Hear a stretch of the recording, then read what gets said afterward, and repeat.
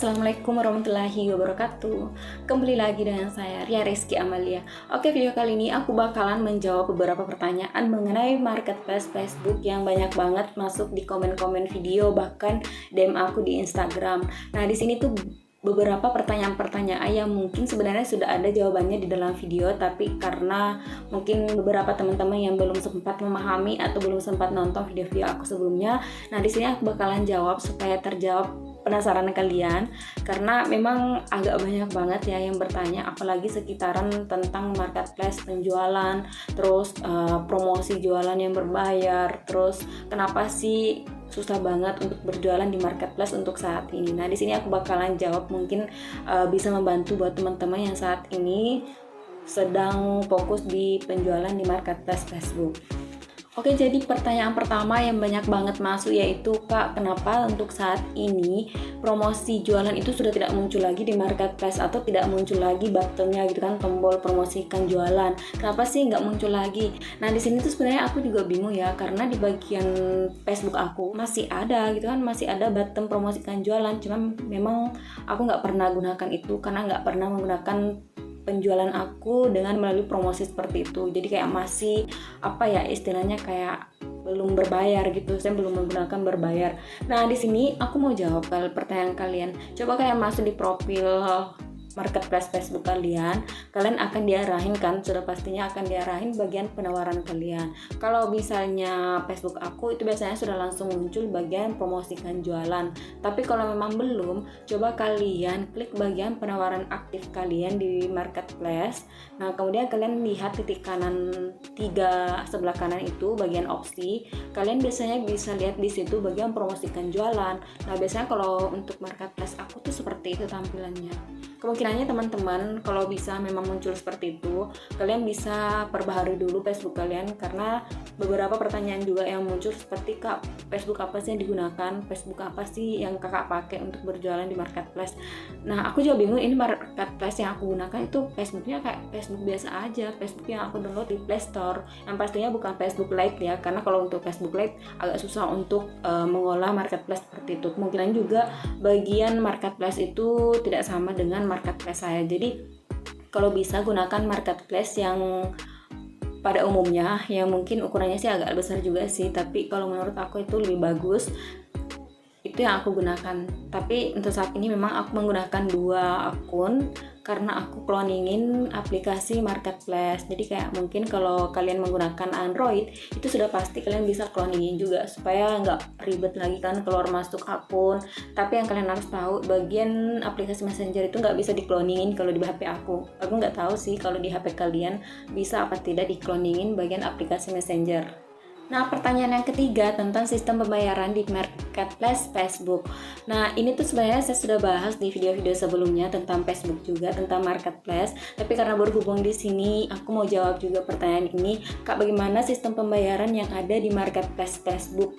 Nah, pembayaran atau sistem pembayaran di marketplace Facebook sudah pasti belum seperti Shopee atau Lazada atau Tokopedia, Bukalapak atau e-commerce lainnya itu. Karena memang Facebook Marketplace belum menyediakan sistem pembayaran seperti itu. Jadi kalau misalnya untuk sistem pembayarannya masih tergantung dari penjual, antara penjual dan pembeli. Nah, kalau aku sendiri sistem pembayarannya itu ada 2 ya, selain COD itu sistem transfer dulu. Nah, tergantung sih, kalau misalnya aku pasarannya untuk daerah sekitar biasanya aku menggunakan COD. Nah, kalau untuk COD-nya sendiri usahakan pakai ongkir supaya kalian tidak tekor gitu kan.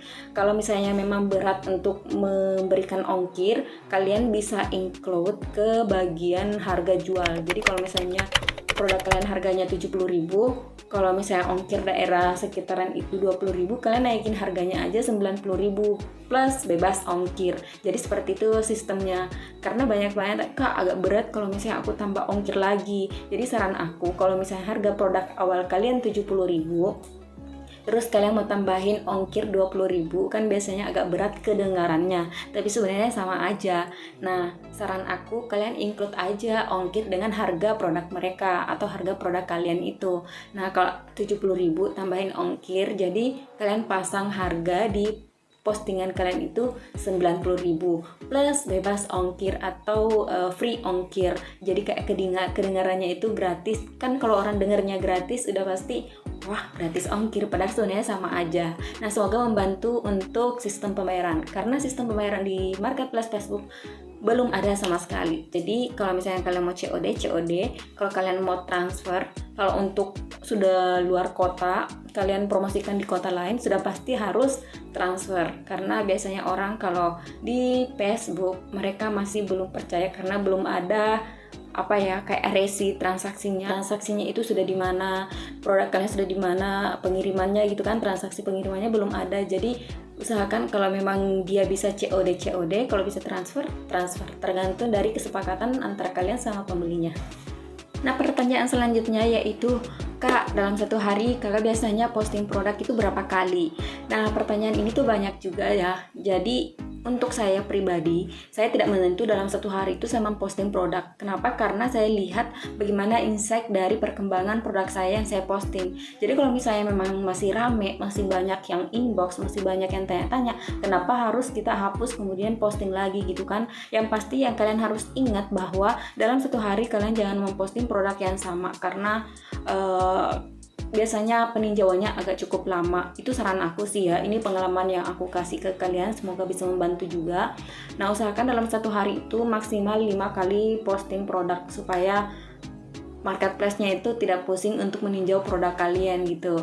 Nah, di sini juga yang kalian harus ingat untuk memberikan postingan yang bagus, postingan yang memang jelas apa yang kalian jual, karena agak sensitif di bagian Facebook Marketplace. Beda seperti Shopee kan kemungkinannya agak masih kecil, resiko untuk kayak diblokir gitu kan, tidak. Beda kalau misalnya Marketplace Facebook. Kalau misalnya kalian memposting asal-asalan, terus deskripsinya juga asal-asalan, sudah pasti biasanya akan diblokir sama Facebook Marketplace. Dan kalau sudah diblokir, kita nggak tahu, kita pusing juga sih bagaimana mengembalikan, karena kita akan mengajukan banding, terus mengajukan permintaan ini juga lah sama Facebook. Nah, itu membutuhkan waktu lagi karena nggak cepat. Biasanya paling cepat itu 7 hari, dan itu pun kalau diterima.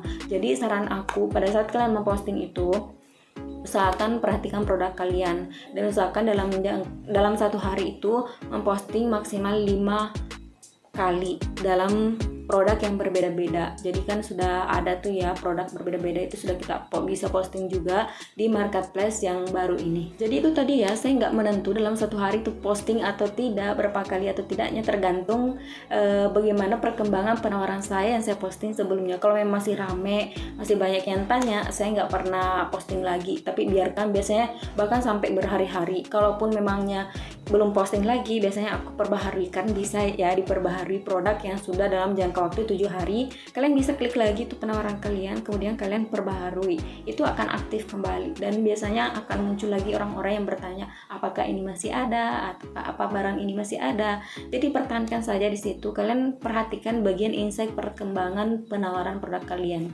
Nah, itu tadi menurut aku yang banyak banget masuk pertanyaan di DM maupun di komen-komen kolom komentar di video-video tentang Facebook Marketplace aku.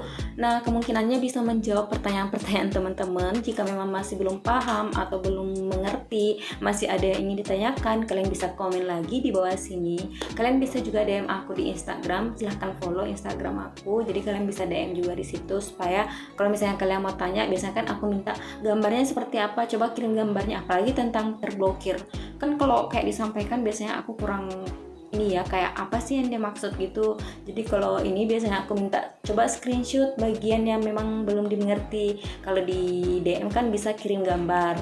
Nah, itu tadi video dari aku, semoga bermanfaat. Kalau misalnya bermanfaat, silahkan share video ini ke seluruh sosial media kalian ataupun teman-teman kalian. Jangan lupa like, comment, dan share video ini, dan subscribe dulu channel aku.